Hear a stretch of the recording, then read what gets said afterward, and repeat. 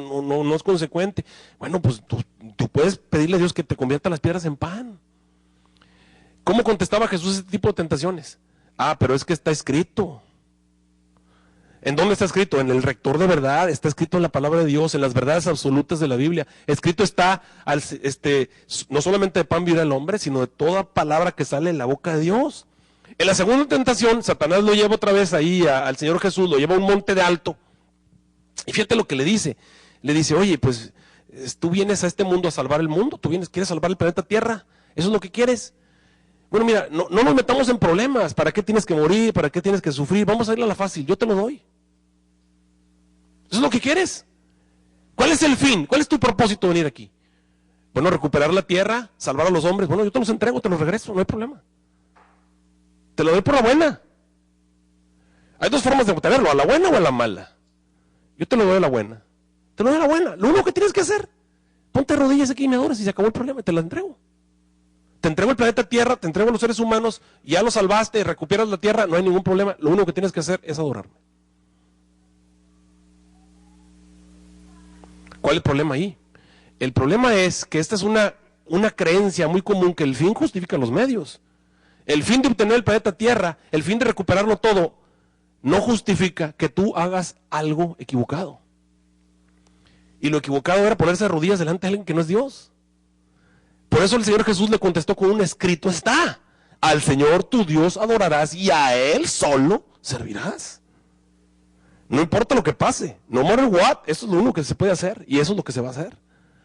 La verdad absoluta es la palabra de Dios. Satanás se da cuenta que Dios estaba sujeto, que Jesús estaba sujeto a la Biblia. ¿Y cómo lo tentó? Ahora Satanás viene y utiliza la palabra de Dios, pero esta vez Satanás utiliza una verdad relativa para tentar a Jesús. Quiero repetirte, la verdad relativa no es una verdad absoluta y también viene en la Biblia. ¿Ok? Porque algunos veo con cara de, ¿cómo funciona eso, pastor, de la verdad relativa? Bueno, te voy a explicar cómo funciona. Viene Satanás y se le encuentra a Jesús y le dice, bueno, pues si tú quieres seguir la Biblia, lo lleva a las almenas del templo. ¿Y quién vivía en el templo, hermanos? ¿Quién vivía en el templo? ¿Quién vivía en el templo? En el templo vivía Dios. En el templo estaban los ángeles de Dios. Y no lo llevó a un edificio ahí cualquiera, no lo llevó a un banco, ¿verdad? Algunos no lo llevó a, no sé, a una sinagoga del diablo, no, lo llevó al templo de Dios. Y en el templo de Dios, ahí mismo, lo puso en el templo de Dios y le dijo, aviéntate, porque está escrito en tu verdad absoluta, está escrito en la Biblia, y quiero que recordarte que en la Biblia hay verdades absolutas y hay verdades relativas. Las verdades relativas no son verdades absolutas. ¿Ok? Satanás toma una verdad relativa y la convierte en una verdad absoluta. Ese es el principal problema. Cuando una persona te convierte algo que es relativo, te lo convierte en una verdad absoluta, esa persona se está convirtiendo en un instrumento del engaño de Satanás. Y está equivocada. Está equivocado. Satanás viene y le dice, mira, en la Biblia dice que a sus ángeles va a mandar cerca de ti para cuidarte. ¿Está eso en la Biblia? Sí. Pero entonces es una verdad. ¿En todas circunstancias Dios te va a cuidar? Entonces no es una verdad absoluta, es una verdad relativa. Depende de circunstancias, depende de la voluntad de Dios, depende de ciertas circunstancias para que Dios te cuide. Una verdad relativa no es una verdad absoluta y no va a funcionar como tal. Jesús inmediatamente entiende y le dice, no, tú estás yendo con otro problema, pero también hay una verdad que Dios dijo. Dios me ordenó que no debo ponerlo en situación en la que Él me tiene que ayudar o me tiene que ayudar. No vas a tentar a Jehová tu Dios. O sea, no vas a poner a Dios en una situación en la que lo vas a obligar a actuar. Porque eso es pecado. Ese fue el pecado de Moisés cuando le dio un varazo a la piedra. Puso a Dios en una circunstancia, o me ayudas o me ayudas. Fíjense, una verdad relativa es una verdad que está supeditada a culturas, que está supeditada a época, a tiempos, a personas, a situaciones. Eso no es una verdad absoluta, es una verdad relativa. Ejemplos, y déjame presentarte las verdades que hay en la Biblia. En la Biblia hay 3 tipos de verdades. De hecho hay 4, pero la cuarta no la quiero ni mencionar para que no te confundas, pero son 3 básicas. Está la verdad absoluta. Una verdad absoluta, hermano, tienes que identificarla, tiene características muy obvias. Cuando Dios te está hablando del tema específico, no hay ni vuelta de hoja. Si Dios te está diciendo esto es negro, es negro.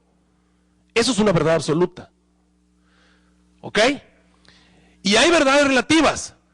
Verdades en las que se expresa alguna verdad, pero que está supeditada a ciertas circunstancias alrededor de. Eso no se puede tomar como una verdad absoluta. Las profecías, hermano, no son verdades absolutas. Las profecías son verdades relativas. Mira, por ejemplo, vamos a poner, algunas personas se confunden y son engañadas porque no saben distinguir la diferencia. Todo este problema que tenemos con este grupo de allá de Sudamérica es que estas personas no supieron distinguir entre una verdad relativa, entre una deducción bíblica y una verdad absoluta. Llegaron a creer que una deducción bíblica es una verdad absoluta. Partieron mal y terminaron mal. Y están terminando mal. ¿Y cuál fue la consecuencia? Confusión. Mira, déjame explicarte cómo funciona para que entiendas. Vamos a suponer, hace muchos años, me trajeron aquí a Estados Unidos para evitar que se fuera un grupo de personas a San Luis. Ya estaban empacados, ya se estaban yendo a San Luis. Y el pastor me llama, pero desesperado: pastor, venga por favor a predicarles de profecía, porque ya se me está yendo un grupo de la iglesia a San Luis, porque hay un predicador aquí que está diciendo que es tiempo de salir de las ciudades. Y pues como yo no lo había oído, me mandaron los cassettes. Entonces yo empecé a escuchar los cassettes ahí en casa. Yo recuerdo que estaba mi esposa y yo, nos pusimos a escuchar los cassettes. Y te digo la verdad, cuando yo escuché los cassettes, yo dije, pues la hermana Juárez dice, pues hay que salirnos de las ciudades. Cuando yo lo oí, yo dije, oye, pues sí es cierto, hay que salirnos de las ciudades. Mira lo que está. Me tomaba textos de la hermana White y me los leía. Y los leía. Decía, mira lo que dice la hermana White aquí. Mira, me lo enseñaba. Yo decía, oye, pues sí es cierto, hay que irnos de las ciudades. Nota cómo es bien importante que nosotros aprendamos a distinguir entre una verdad absoluta y una verdad relativa. En ese tiempo yo no tenía la más mínima idea de lo que te estoy diciendo, pero cuando me dijeron eso, entonces yo dije, bueno, déjame estudiar. Entonces me puse a estudiar los textos de la hermana Juárez, me puse a ver cuándo los dijo, por qué los dijo, y entonces me di cuenta que este pastor, estaba tomando unas verdades relativas y las estaba convirtiendo en verdades absolutas. Por ejemplo, porque les veo cara, no te entiendo, pastor, ahí te va. Vamos a suponer que tú vives en Nínive y te encuentras con Jonás, tú eres un hijo de Dios. Y llega Jonás de mala gana, porque Jonás no quería ir a Nínive, pero el Señor lo mandó finalmente, recién vomitado, ¿verdad? Imagínate cómo venía llegando a Nínive y comienza a predicar. ¿Y qué está predicando Jonás? Que Nínive va a ser destruido de aquí en 40 días, ¿verdad? Y tú eres siervo de Dios y aprecias a Jonás y vas con Jonás, y entonces le dices, oye Jonás, pero pues es que mira, ya tengo contratos ahí en la esquina tal y tal de la calle principal que pasa por ahí por la catedral de Nínive, ¿verdad? La catedral de Ishtar, ¿verdad? Ahí tengo, en la esquina ya tengo en tratos un localito, voy a poner un restaurante de vida saludable. Voy a poner un restaurante de vida saludable y ahí voy a poner a vender a la gente aquí en Nínive para que la gente viva saludablemente aquí en Nínive. ¿Qué crees que me va a decir Jonás? Pues mira, no es tiempo de poner localitos aquí en Nínive, no es tiempo de comprar nada aquí en Nínive, es más, ni es tiempo de casarse en Nínive, porque déjame decirte que los mismos textos donde la hermana Juárez decía que ya no es tiempo de vivir en las ciudades, también decía que no era tiempo de casarse. Y si hubiesen obedecido los adventistas ese tipo de consejos de la hermana White, pues no habrían nacido ni tú ni yo habríamos nacido. Bueno, ¿qué ocurrió? Bueno, va, le dice a la persona, le dice, bueno, Jonás, ¿por qué no me escribes, por favor? Dámelo por escrito. Y entonces Jonás te escribe, no es tiempo, el Señor me ha mostrado que no es tiempo de vivir en Nínive. Te pregunto, ¿es equivocado el mensaje? ¿Es verdad ese mensaje? Sí, ¿absoluta? Fíjate qué pasa. ¿Fue destruido Nínive? No fue destruido. Y vamos a suponer que pasan, no sé, 10 años. No fue destruido Nínive. Pasan 10 años y una persona encuentra el escrito de Jonás. ¿Qué dice el escrito del profeta Jonás? El escrito del profeta Jonás dice, no es tiempo de vivir en Nínive. No es tiempo de comprar nada en Nínive. No es tiempo ni de casarse en Nínive. Tengo una pregunta, ¿es aplicable ese mensaje? No. ¿Es mentira? No. Entonces es verdad. Entonces, ¿por qué no es aplicable? Porque no es una verdad absoluta, es una verdad relativa. ¿Me están siguiendo hasta aquí? Cuando tú aplicas una verdad relativa y la conviertes en verdad absoluta, haces que la gente se convierta en monje. O que la gente se vaya a las ciudades. ¿Y qué pasó con toda esta gente acá? Pues se fueron a San Luis y se espinaron, ¿verdad? Y ya después regresaron todos espinados como 5 años después. Y enojados con la iglesia porque la iglesia los había engañado. No fue la iglesia lo que los engañó. Ese es el peligro de no saber distinguir la verdad absoluta. ¿Ok? Entonces hay verdad absoluta y hay verdad, ¿qué cosa? Relativa. Miren, hermanos, la verdad relativa tiene que ver con cosas que te dicen de pasadita.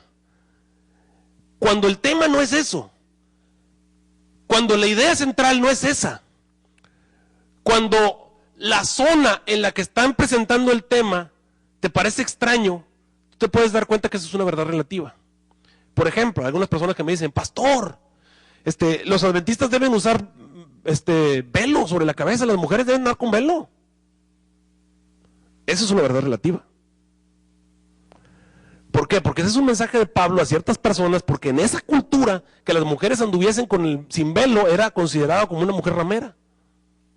Pero hoy en día eso no tiene nada que ver, no se aplica. ¿Por qué? Porque nadie va a considerar poner una persona que trae velo en la cabeza ramera. Al contrario, si traes un velo te van a ver raro, así, ¿qué trae? Está loca.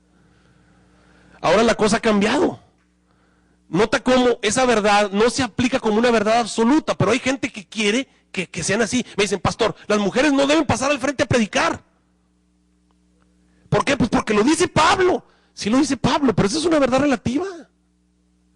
Es una verdad dicha en una época cuando las sacerdotisas de los templos paganos eran precisamente mujeres y tomaban preeminencia. Y que una mujer hiciera eso era muy mal visto. Ahora déjame decirte que la iglesia adventista en este momento en los países musulmanes no permite que las mujeres hablen. ¿Por qué? Porque es mal visto por la sociedad. Y tampoco lo permitimos que anden sin velo en la cabeza las mujeres adventistas. Las mujeres adventistas andan como todas las demás con velo. ¿Por qué? Porque si andan sin velo es mal visto. Entonces, en esos países muy cerrados, la iglesia adventista toma esa actitud. ¿Por qué? Porque lo único que es aplicable en una verdad relativa, lo único que es aplicable es el principio por el cual se dijo. El principio por el cual se dijo. ¿Cuál es el principio que hay en que una mujer se ponga un velo? Modestia. ¿Me están siguiendo? No tener escándalo. Entonces, ese principio se debe aplicar a nosotros hoy, pero no el todo, no la verdad absoluta. El motivo por el cual se le pidió que las mujeres no hablaran en público, bueno, porque en esa sociedad así era, ¿verdad? Hoy en día, lo que nosotros tenemos que hacer, no debemos hacer nada que cause escándalo en la sociedad en la cual estamos viviendo. No debemos hacer nada que le parezca mal a la sociedad que estamos haciendo. Ese es el principio que es aplicable, no la verdad total. Porque esas son verdades, ¿qué cosa? Relativas. Cuando nosotros queremos aplicar una verdad relativa, la queremos convertir en una verdad absoluta, tenemos problemas. Entonces vamos a tener unas iglesias bien raras. Al rato vamos a andar todos con vestido y con barba larga y no nos vamos a poder cortar nada porque también la Biblia dice que no nos cortemos. Y llega el otro día un pastor y me dice, ustedes los adventistas andan mal porque ustedes recogen ofrenda todos los días. Le dije, a ver, ¿cómo está eso? Sí, ustedes recogen ofrenda el sábado, ¿verdad? Sí. Y hasta en la tarde también. Y dice, y recogen entre semanas, sí, el miércoles. Y si tenemos campaña todos los días.